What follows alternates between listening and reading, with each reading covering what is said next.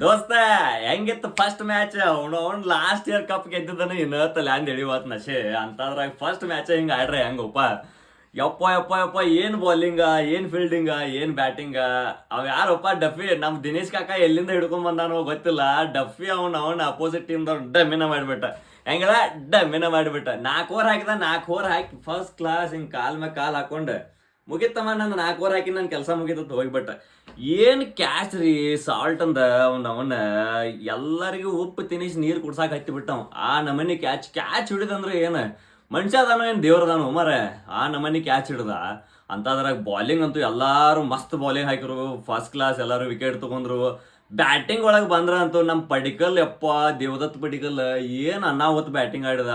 Opposite ಟೀಮ್ದವ್ರಿಗೆ ಪಡ್ ಹೊಡ್ದಂಗ ಆತ. ಪಡಿಕಲ್ ಹೆಂಗ ಪಡ್ ಹೊಡ್ದಂಗ ಆತ. ಅದ್ರಾಗ ನಮ್ಮ ಪಟ್ಟಿದಾರ ನಮ್ಮ ಕ್ಯಾಪ್ಟನ್ ಬರ್ತಡ ಎಲ್ಲ ಅವನ ಜಾಡ್ಸ.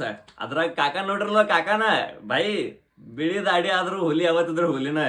ಹಾಫ್ ಸೆಂಚುರಿ ಮಾಡಿ ಫಸ್ಟ್ ಕ್ಲಾಸ್ ಏನೂ ಇಲ್ದಂಗ ಬಾಬಿ ಕಿಸ್ ಕೊಟ್ಕೊತ ಹೋಗ್ಬಿಟ್ಟವ್. ಹಿಂಗಿರ್ಬೇಕಪ್ಪ.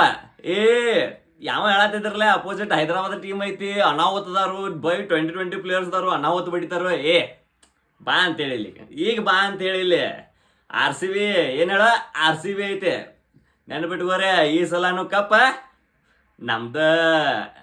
ಜೈ RCB.